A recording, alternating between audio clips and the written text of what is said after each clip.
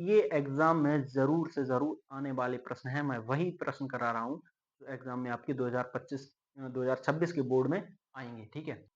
नमस्कार दोस्तों, मैं अजय गौतम आप सभी का स्वागत करता हूँ आज की अपनी यूट्यूब क्लासेस ए2 क्लासेस में।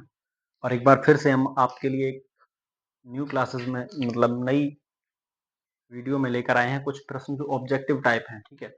ये आपके एग्ज़ाम में 20 नंबर के आएँगे और जो हमने प्रश्न कराए हैं इनके आधार पर मतलब जो कराएँगे हम, उनके आधार पर आपके पेपर में ज़रूर 99% आपके एग्ज़ाम में ज़रूर प्रश्न फँसेंगे। ये देखिए, मैंने यहाँ पे कुछ सिंबल लिखे हैं जैसे ये है RE और 25 ये इसका मतलब ये है, ये रिपीट होता है हर साल, ठीक है? ये रिपीट होता है, ये एवरी ईयर आता है, ठीक है?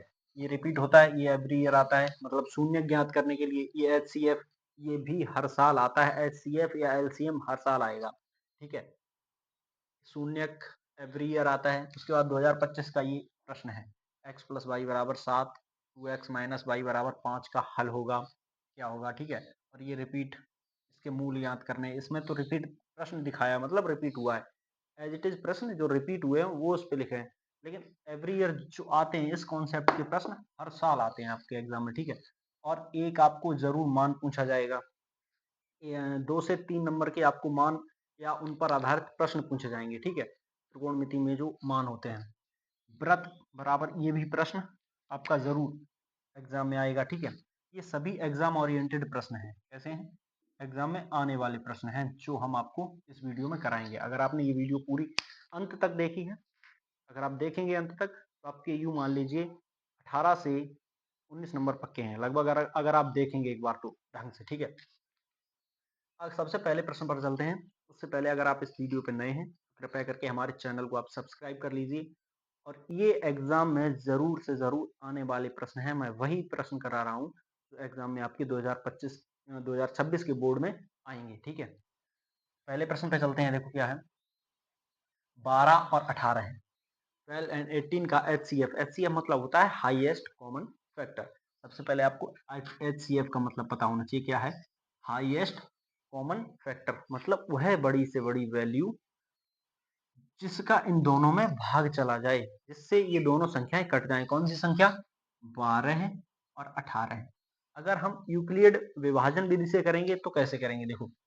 18 को एक बार हम काटेंगे, किससे? 18 से 18 में भाग देंगे हम 12 से, तो 12 से हमने भाग दिया, कितनी बार गया? एक बार गया, 12 एकम 12, शेष कितना बचा? 6, ठीक है? अब हम क्या करेंगे, अब ये 12 है, ये हम इसमें भाग देंगे, ये 12 में, इस 12 में भाग देंगे, किससे देंगे? 6 से, जो बचा है तो 6 से भाग देंगे। 6 दूनी 12, 2 बार गया ना, इसमें एक बार गया था, प्लस 6 कर दिया हमने, इसमें 2 बार गया और प्लस बचा क्या? 0। प्लस कितना बचा? 0 बचा। अब मतलब जो अंतिम विभाजक है वही हमारा क्या होगा? एचसीएफ होगा। ध्यान रखिए हमेशा, कौन सा? अंतिम भाजक जो है, अंतिम भाजक,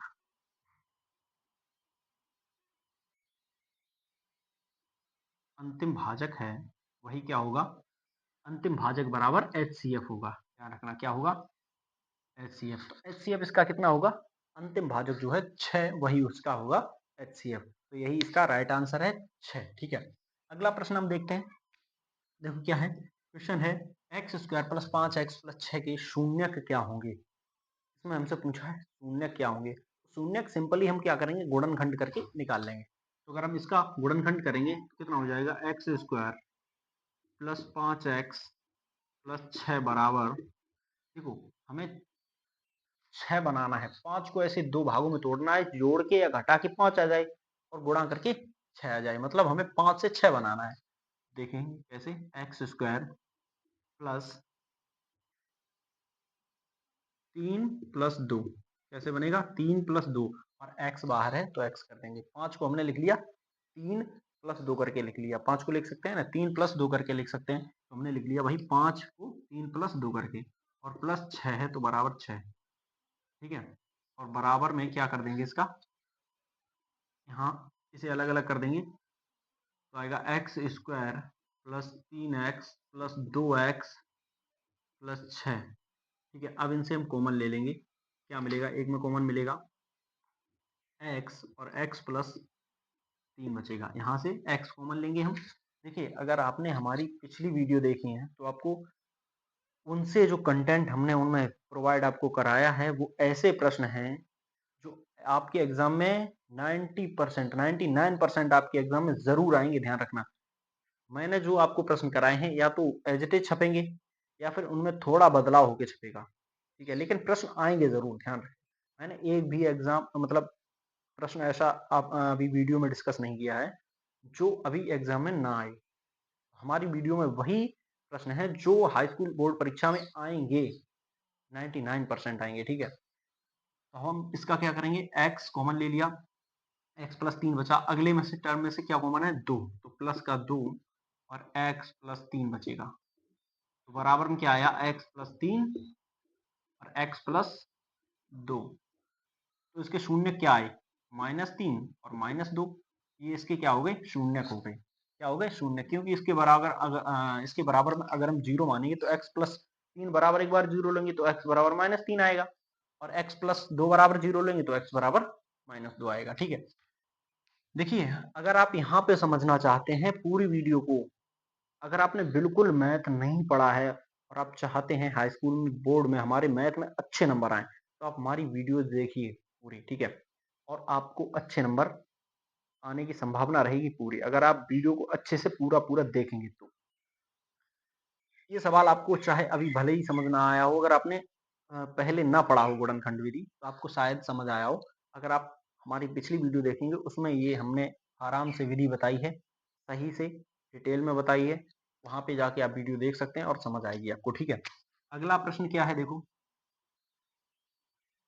x प्लस वाई बराबर 7 है, 2x माइनस वाई बराबर 5, इसका हल क्या होगा। तो इन हम अगर ऐसे दिए हों और पूछा हो x और y का मान निकालिए, तो कैसे निकालोगे, देखो, तो हम सिंपली क्या करेंगे, इनको लिख लेंगे x प्लस वाई बराबर 7, ठीक है, और दूसरा है 2x माइनस वाई बराबर 5। इनका हल क्या होगा, तो हम इन्हें क्या करेंगे, इन्हें जोड़ने पर, यहाँ पे जोड़ने पर आएगा तो y से y कैंसिल हो जाएगा, तो 3x बराबर क्या आएगा, 12 आएगा, x बराबर क्या आ जाएगा, 4 आ जाएगा, x बराबर कितना आ जाएगा, 4 आ जाएगा, ठीक है। यहाँ पर x का मान हमें 4 मिला, और x का मान अगर हम समीकरण 1 में लगा देंगे, समीकरण 1 क्या है, ये वाला x प्लस वाई बराबर 7, x का मान 4 है तो 4 प्लस वाई बराबर 7 है, तो वाई बराबर कितना हो गया, 7 में से 4 जाएगा 3, ठीक है। तो x बराबर 4 और y बराबर 3, ये इसके क्या हो गए, हल हो गए दोनों के, x और y का मान यहाँ पे हमने निकाल लिया है, ठीक है। जब हमें बताया जाता है ये प्रश्न, मतलब ये समीकरण बहुत चीज़ों को हल करते हैं, जैसे कोई हमने वस्तुएं खरीदी जिनकी हमें गिनती नहीं पता या रेट नहीं पता, एक चीज़ बता देगा, रेट या गिनती बता देगा, ठीक है, तो उससे हमें पता चल जाएगी कि हमने कितनी मात्रा में हमने कौन सी वस्तुएं खरीदी, या फिर उनकी मूल्य, उनका कीमत क्या है, ये समीकरणों से हम हल कर सकते हैं उन्हें। अगला प्रश्न देखते हैं, देखो, और देखिए साथ साथ आप हमारी वीडियो देखते रहिए, लेकिन इसमें जो हम करा रहे हैं प्रश्न उन्हें आप कॉपी पे कीजिए, तभी आपको समझ आने वाले हैं, वरना कुछ नहीं आएगा आपको समझ में, ठीक है। अगला प्रश्न देखते हैं, x square minus 5x plus 6 के मूल क्या होंगे। अब देखिए, सबसे पहले मैं यहाँ पे मिटाऊंगा, आप अगर स्क्रीनशॉट लेना चाहें तो ले सकते हैं, ठीक है।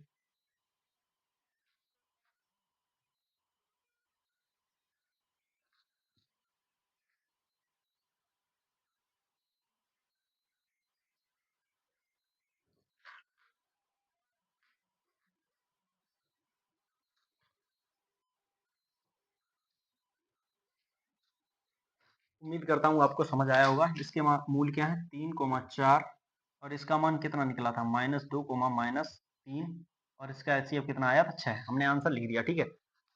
बाकी अगला क्या है, x square minus 5x plus 6 के मूल क्या है। तो इसके लिए हमें मूल ज्ञात करने के लिए ध्यान रखना, ये नोट कर लेना, हमें एक सूत्र याद होना चाहिए, डी मतलब विविक्तर बराबर B plus minus under root में B square minus 4ac upon 2। ये हमें फॉर्मूला याद होना चाहिए विविक्तर निकालने के लिए, ठीक है। और इससे एक और सॉल्व होता है, जब हम समीकरण का मतलब इस जो स्थिति निकालते हैं, मतलब निकालते हैं तो 3 स्थितियां होती हैं एक समीकरण की किसी की, ठीक है। तो वो हमें निकालने में वेक्टर ही सहायता करता है, ठीक है। अब हम इसका मान लगाएंगे, देखो x square minus 5x plus 6 के मूल क्या है, तो हमें b का मान लगाना है। अब इसमें देखो सबसे पहले हमें पता होना चाहिए जो एक्स स्क्वायर का गुणांक होता है वो a होता है, जो x का गुणांक होता है वो b होता है, और यहाँ पर जो होता है वो c होता है, अचर पद होता है, ठीक है। क्या होता है? अचर पद, मतलब सॉरी चर पद होता है। ये 6 चर पद है, ये अचर का गुणांक है, ये अचर के गुणांक है। तो हमें b का मान पता होना चाहिए। b का कितना है? -5। तो हमें लगाएंगे -5 यहाँ पे, और प्लस माइनस अंडर रूट में क्या कर देंगे, अंडर रूट में बी स्क्वायर माइनस 4ac। तो अगर हम b का मतलब स्क्वायर करेंगे, -5 का स्क्वायर करेंगे तो कितना हो जाएगा? 25 माइनस माइनस करेंगे 4ac, 4 4 में गुणा करेंगे c का और a का। a का मान तो 1 है, यहाँ पे कुछ नहीं है तो 1 है, ठीक है, और c का मान 6 है। तो 6 एकम 6 और 4 24, यहाँ पे हो जाएगा 24 अपॉन अपॉन 2 हो जाएगा, ठीक है। अगर हम आंसर निकालेंगे तो कितना निकलेगा? -5 प्लस माइनस 24, 25 में से 24 जाएंगे तो बचेगा 1, और अंडर रूट से बाहर 1 को निकालेंगे तो भी कितना आएगा? 1 बचेगा, 1/2। अब हम इनको एक बार यहाँ पे प्लस लेंगे, एक बार माइनस लेंगे, तो -5 प्लस बटे 2 तो कितना आएगा? माइनस का 4/2 बराबर -2। एक बार प्लस लिया हमने अगेन, ठीक है, अगेन किया तो -5 और -1/2, तो माइनस के 6/2 बराबर -3 आया।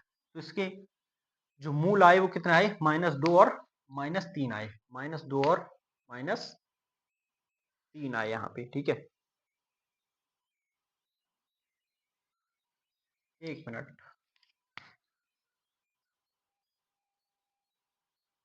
सही है, -2 और -3 यहाँ पे इसके मूल आ गए, ठीक है। अगला प्रश्न हम देखते हैं, इसे आप कर लीजिए, स्क्रीनशॉट ले लीजिए, करने से पहले मैं मिटा रहा हूँ इसे।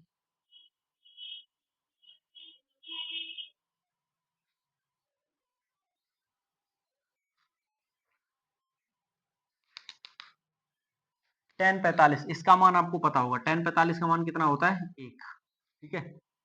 ये आपको मान 1, 2, 3 नंबर के मान जो है त्रिकोणमिति के मानों से आपको प्रश्न जरूर आएंगे, जिनमें क्वेश्चन दिए होंगे मान लगाने के लिए, या फिर डायरेक्ट मान पूछेगा, ठीक है।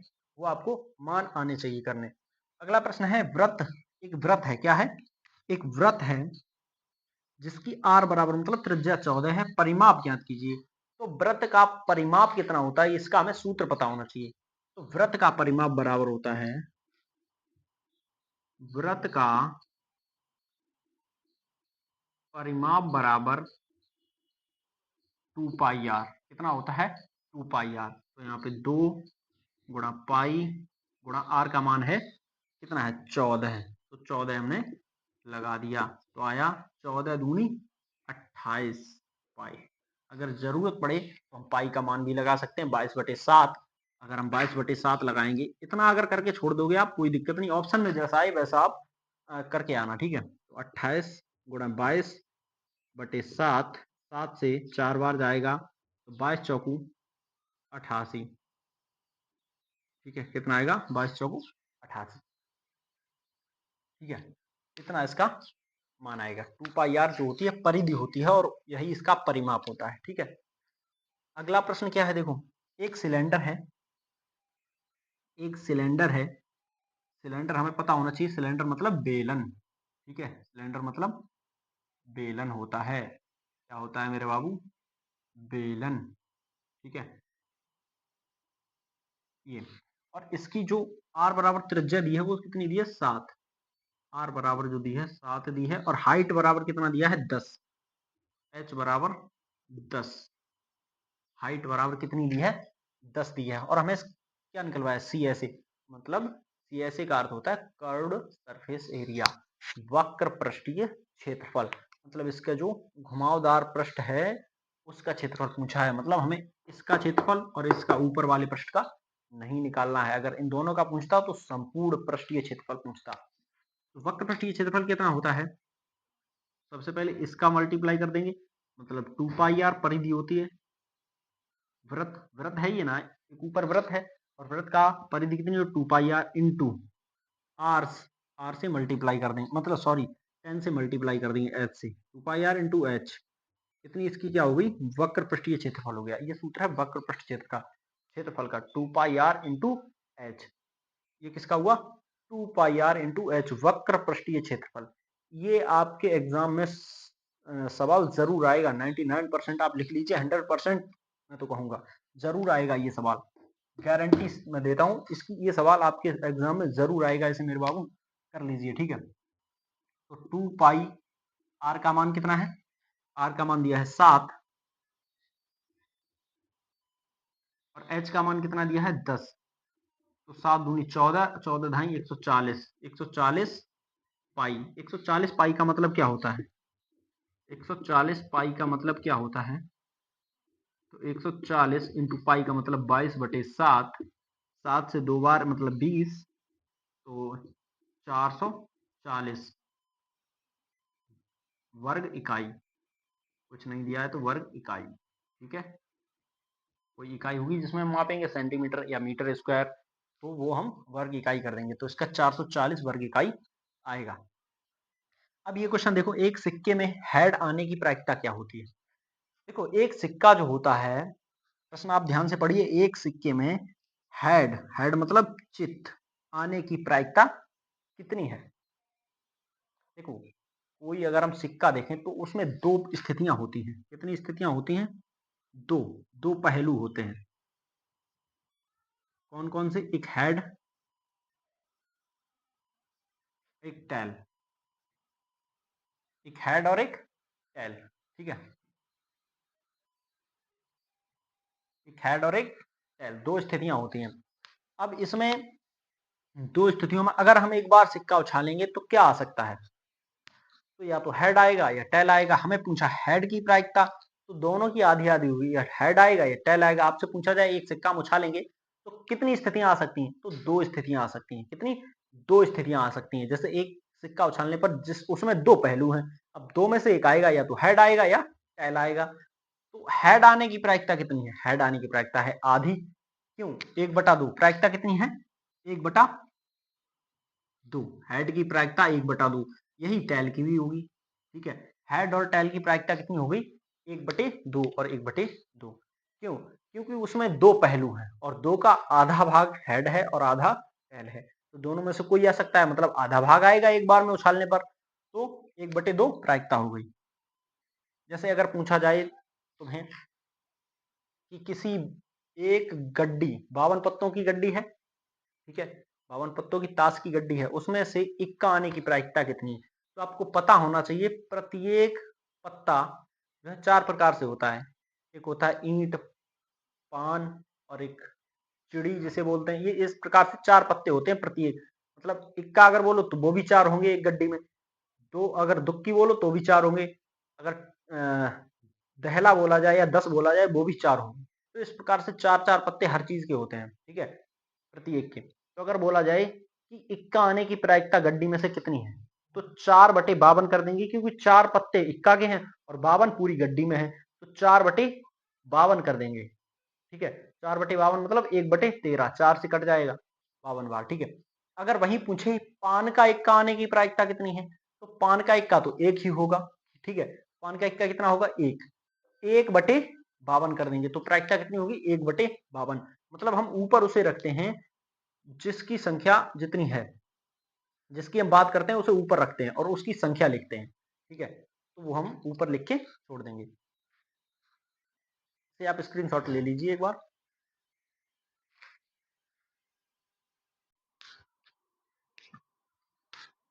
देखिए अगला पूछा प्रश्न क्या है? अगला है रेंज।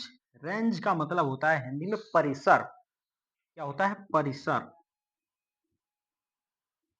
और परिसर बराबर सूत्र होता है अधिकतम माइनस, अधिकतम माइनस मतलब कम से कम, ठीक है, अधिकतम माइनस कम से कम।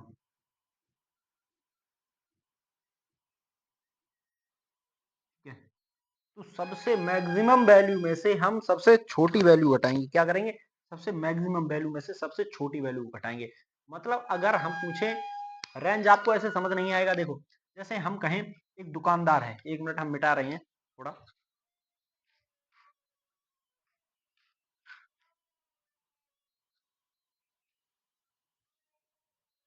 आपको अगर पूछा जाए कि किसी चीज की रेंज क्या है, ठीक है, किसी चीज की रेंज क्या है, जैसे मान लो एक दुकानदार है कपड़े वाला, ठीक है, एक कपड़े का दुकानदार है। अब उसके पास जो है एक बच्चे का, मान लीजिए बच्चे के कपड़े हैं, ठीक है, एक सूट है या फिर एक शर्ट है, शर्ट मान लीजिए शर्ट, ठीक है।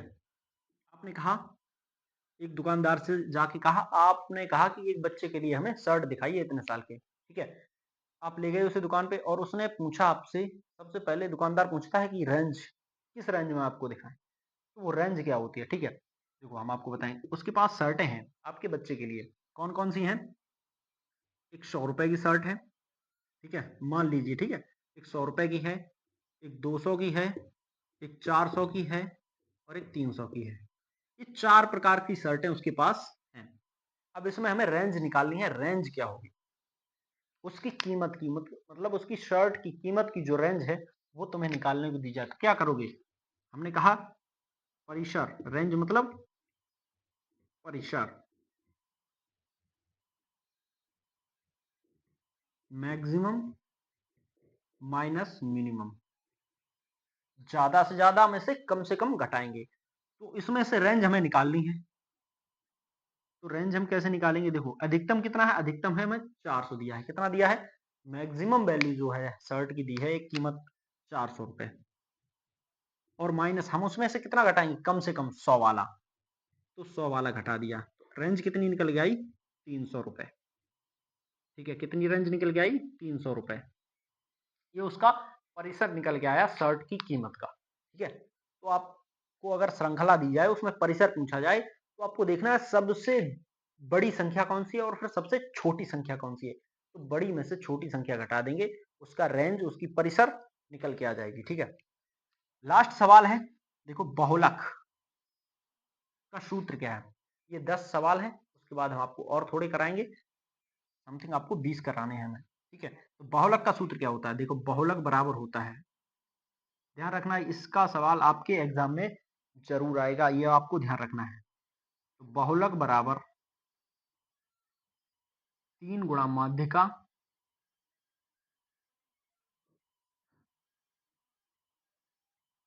माइनस 2 गुणा माध्य, मतलब 3 इंटू माध्यिका माइनस 2 इंटू माध्य, ये बहुलक का सूत्र है। ठीक है, ये किसका सूत्र है?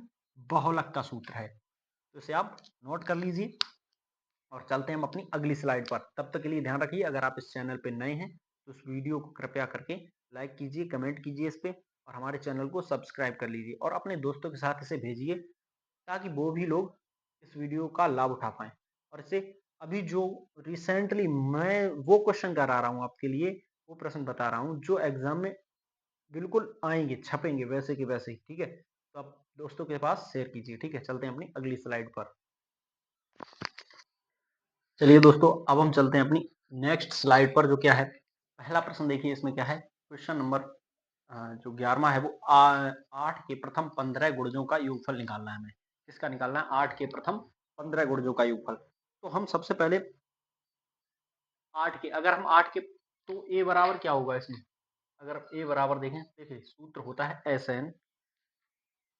सबसे पहले अगर हम सूत्र की बात करें तो एस एन बराबर, मतलब समेसन ऑफ एन पदों का योग अगर हम देखें तो एस एन बराबर n/2 bracket 2a plus n-1 into D, ये सूत्र होता है। ठीक है, ये किन्हीं n पदों का योगफल निकालने के लिए सूत्र होता है। इसमें प्रथम पद a बराबर प्रथम पद होता है, n बराबर पदों की संख्या, और d जो होता है सारवंतर होता है। ठीक है, d क्या होता है? सारवंतर। अगर हम इस सूत्र की बात करें तो इससे निकालेंगे, देखो कितना आएगा, n का मतलब होता है टोटल पद, तो प्रथम 15 गुणजों का योग पूछा है तो 15 लगा देंगे, 15/2 कोष्टक में 2a, तो 2 इंटू ए का मान 8 है, क्योंकि प्रथम प्रथम पद क्या है 8 होगा, प्लस n, n क्या होगा, n क्या होगा अंतिम पद मतलब पदों की संख्या, तो n मतलब 15, 15 में से एक जाएगा कितना आएगा 14 है, इंटू डी बराबर 8 आएगा, क्योंकि इसमें जो डिफरेंस है, जो अंतर है पदों के बीच का, वो भी 8 है। योग की बात करें तो कितना आ जाएगा, तो 15/2 कोष्टक में 8 दूनी 16 है, प्लस 14 अट्ठे अट्ठे कितना होगा, 14 अट्ठे होगा 112 है,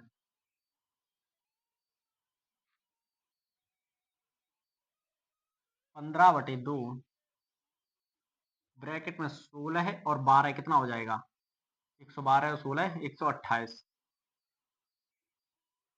128 से कट जाएगा ये, 2 छंग 12, 2 चौकू 8, ठीक है 64 बार, 15 का 64 से हम मल्टीप्लाई कर देंगे तो 15 चौकू 60, 15 छक्का 90, तो कितना आएगा 960।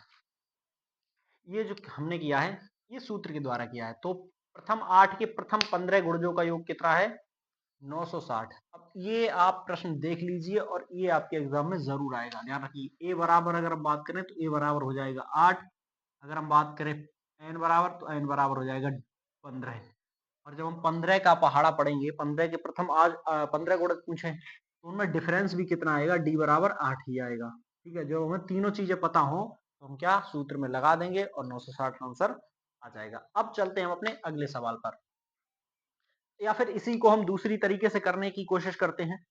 इसे हम दूसरे प्रकार से कैसे करेंगे, देखो ये इसे मिटा देते हैं थोड़ी देर के लिए, अब इसे भूल जाइए, ये सूत्र आप स्क्रीनशॉट लीजिए, ले लेना, ठीक है वीडियो से।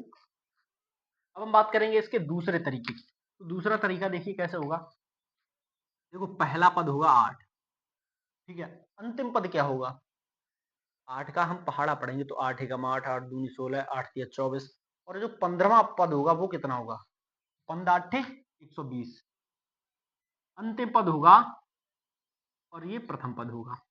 अब इन दोनों के, ये दोनों मतलब 8 से लेके 120 तक, 8 के पहाड़ों में जो जो आए उन्हें हमें जोड़ना है, तो कैसे जोड़ेंगे देखो। अब इन दोनों का सबसे पहले योग कर लेना है, तो कितना आएगा 120 प्लस 8 बराबर 128, ठीक है। ये दो पद कितने हो गए 128 हो गए।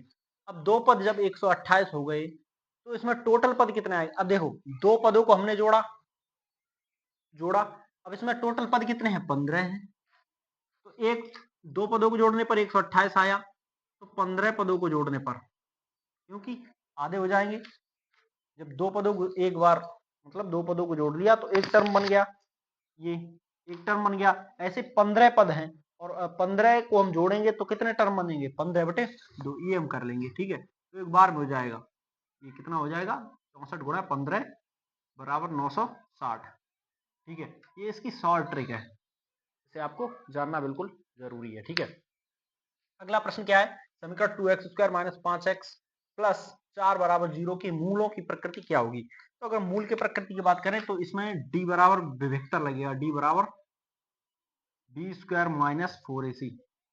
देखिए पिछले सवाल में एक गलती हुई है, जो हमने d बराबर लगाया है वो विभक्तर बराबर नहीं है, ठीक है, वो सूत्र d बराबर नहीं है, इसमें d बराबर है विभक्तर बराबर। तो यहाँ पे b का मान हम लगाएंगे a b c, तो b का मान 25 हो जाएगा, 5 है b का मान, तो b² का मान 25 - 4ac। ए का मान कितना है, ए का मान 2, ए का मान कितना है 2, सी का मान 4, ए का मान हमने 2 लगा दिया, ए का मान 2, सी का मान 4, इतना हमने कर दिया, ठीक है। 25 - 4 गुणा 2 गुणा 4। अब हमने देखा तो 25 - 4 दूनी 8, 8 चौकू 32 आया, कितना आया 32, तो आंसर कितना आ जाएगा -7, और -7 जो है वो क्या है 0 से छोटा है, ठीक है। -7 is less than equal to 0, sorry is less than 0। अगर कोई संख्या 0 से छोटी आ रही है तो मूल कैसे होंगे, मूल होंगे काल्पनिक, कैसे होंगे काल्पनिक, वास्तविक नहीं होंगे। अतः यहाँ पे क्या लिखे, अतः मूलों की प्रकृति जो है काल्पनिक होंगे।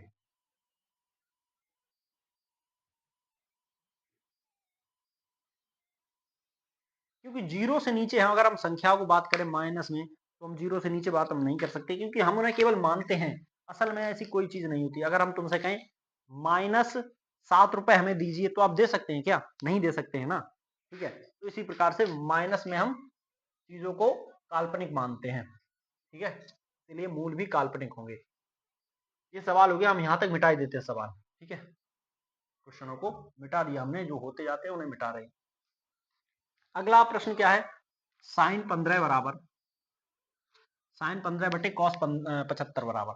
तो साइन 15, या तो इसे बदल लें या फिर नीचे वाले को। तो कॉस, हम नीचे वाले को बदलते हैं, कॉस 90 माइनस 15। इस तरीके से हम लिख लेंगे। अगर 90 में से 15 जाएंगे, 75 बचेंगे, कॉस का कॉस रखेंगे। ठीक है, तो साइन 15 बटे, अब ये cos 90 minus 15, cos 90 minus theta का मान क्या आता है? साइन थीटा आता है। तो साइन 15, और साइन 15 से 15 कटेगा तो आएगा आंसर 1। कितना आएगा आंसर? 1। अब हम इस क्वेश्चन को देखते हैं। देखो, sec a plus tan a, अगले क्वेश्चन में 1 माइनस साइन a। ऊपर हम इसे अगर खोलें तो कैसा होगा? sec a का मान कितना होगा? 1 बटे cos a, plus tan a का मान साइन a बटे cos a, और अगले क्वेश्चन में क्या है? 1 माइनस साइन a। ठीक है, आगे करेंगे तो cos a एलसीएम आ जाएगा, ऊपर आएगा 1 plus sign a, 1 plus sign a, अगले क्वेश्चन में 1 माइनस साइन a। और अगर हम इनमें गुणा कर देंगे तो क्या आएगा?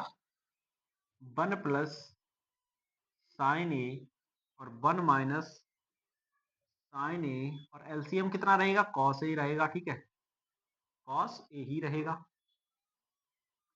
एलसीएम कितना रहेगा?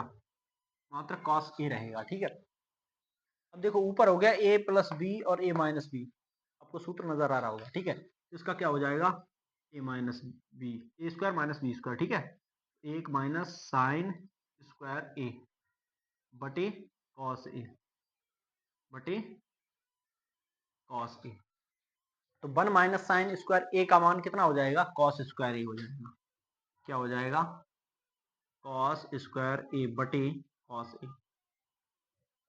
अब इतना हमने कर लिया। ठीक है, अब क्या करेंगे? अब हम कॉस ए से कॉस ए को कैंसिल कर देंगे, कैंसिल आउट हो गया, आंसर आया कॉस ए। अगर ये आपको ऑब्जेक्टिव में दिख जाए तो इसका कॉस ए आंसर तुरंत लगा के आप निकल लेना। ठीक है, अगले क्वेश्चन पे चले जाना। ये भी हो गया, ये भी हो गया। अब क्या है? आधा सेंटीमीटर व्यास वाले किसी ठोस अर्धगोले का टोटल सरफेस एरिया निकालना है हमें, एक अर्धगोले का। अब अगर अर्धगोले की टोटल सरफेस एरिया की बात करें तो क्या होता है? अर्धगोले का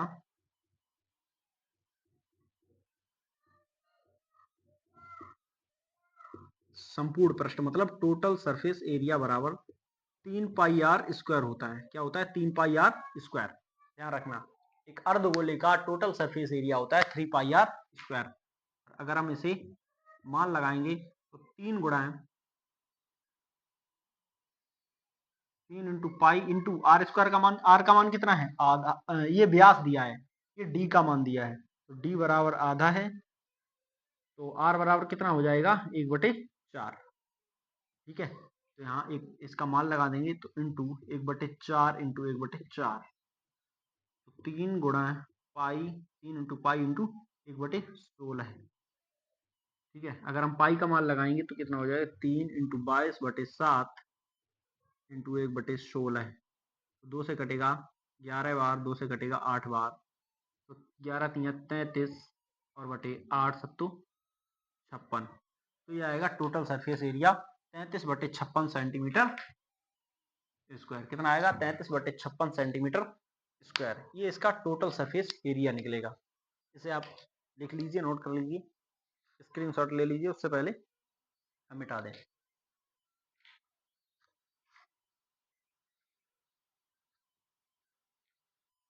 प्रश्न को भी हम मिटा देते हैं। अगले प्रश्न देखते हैं। जो हमारे 2 प्रश्न बचे हुए हैं उन पे हम बात करते हैं।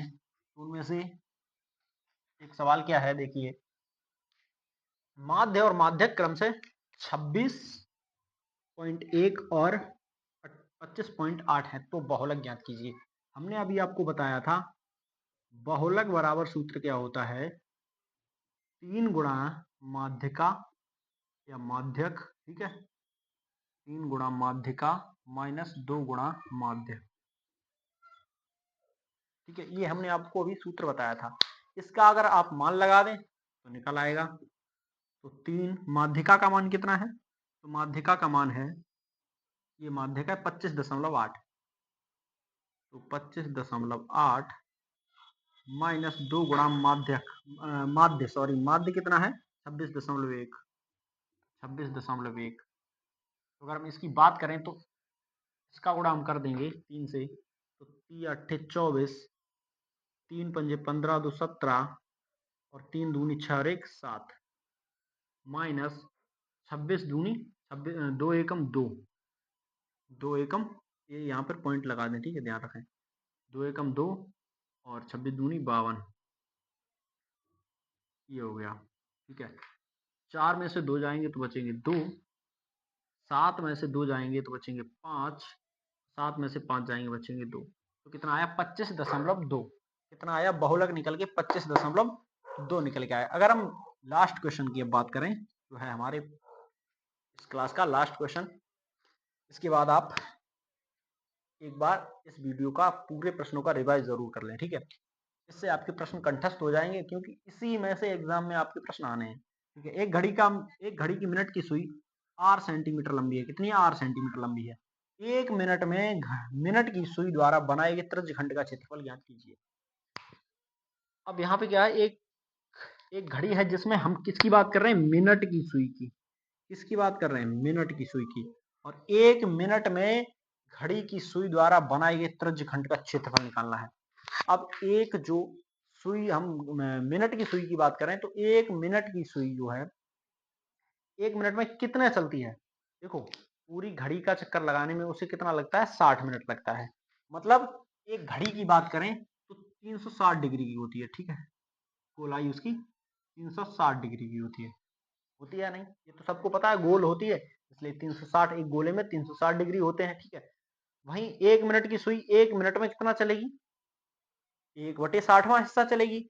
तो यहाँ पे अगर हम डिग्री निकालने की बात करें तो 1/60वां, मतलब एक मिनट में कितना चलती है, एक पॉइंट चलती है। अब उसमें 60 भाग हैं, तो 60 मिनट में 60 चलती है, 60 मिनट में पूरा चक्कर लगाती है। एक देखो 60 मिनट में अगर वो पूरा चक्कर लगाती है तो एक मिनट में कितना चक्कर लगाएगी, सिंपल, यहाँ पे देखो 360 का गोला है, अगर 60 मिनट में ये गोला भर देती है, 60 का भाग देंगे, गुणा एक मिनट में कितना लगाएगी, बस सिंपल हमें करना है। 0 से 0, 6 से 6 बार, कितना आएगा 6 डिग्री, कितना आएगा 6 डिग्री। तो 6 डिग्री जो है एक मिनट में सुई घूमेगी, तो 6 डिग्री अगर घूमेगी और टोटल 360 होता है, 360/6 हमें क्या निकालना है, त्रिज्यखंड का क्षेत्रफल निकालना है। तो त्रिज्यखंड का क्षेत्रफल जो होता है एक गोले का कितना होता है पाई आर स्क्वायर, तो पाई आर स्क्वायर ये कितने का होता है 360 का, तो 360 गुणा हमें 6 का निकालना है तो 6 का, तो पाई इंटू आर का मान तो आर ही है, आर स्क्वायर बटे 360, 360 को हम काट देंगे 6 से, 60 बार जाएगा, तो 60 कितना मान आ जाएगा इसका, ठीक है, पाई आर स्क्वायर बटे 60। सेंटीमीटर स्क्वायर की बात करें तो सेंटीमीटर स्क्वायर लग जाएगा इसमें, ठीक है, सेंटीमीटर स्क्वायर में लग जाएगा, क्योंकि यहाँ पर 8 सेंटीमीटर लंबी दी हुई है। ध्यान रहे, अगर त्रिज्यखंड की बात करता है और घड़ी की बात करें तो एक गोले में 360 अंश होता है, ये आपको ध्यान रहना चाहिए, ठीक है।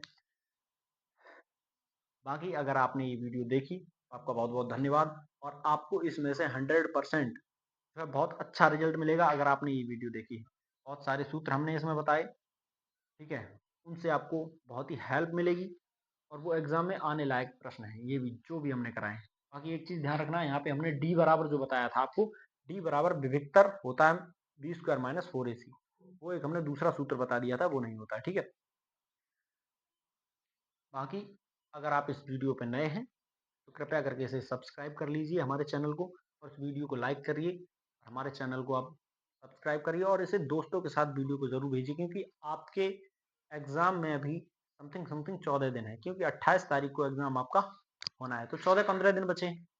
ठीक है, मैथ का एग्जाम 28 फरवरी को होगा, तो आपके पास ज़्यादा टाइम नहीं बचा है। और अगर आप प्रश्नों को रिपीट करना मतलब पुराने प्रश्नों को ढूंढ रहे हैं, तो यूपी एमएसपी पे जाके पुराने जो हमारे पिछले प्रीवियस ईयर के एग्जाम पेपर हैं उन्हें आप एक बार रिवाइज जरूर कर लें। ठीक है, बाकी हमारी वीडियो अगर आपने देखी तो आप अच्छे नंबर लेके आएंगे एग्जाम में, ये मैं गारंटी देता हूँ। पूरी वीडियो अगर आपने देखी है तो, अगर आप पूरी वीडियो हमारी देखते हैं तो आप अच्छे नंबर लेके आएंगे, ये मेरी गारंटी है, ये मेरा वादा है। ठीक है, जुड़े रहिए हमारे A2O क्लासेस से, और धन्यवाद है आपका अंत तक बने रहने के लिए। मिलते हैं हम अपनी अगली वीडियो में, तब तक के लिए जय हिंद।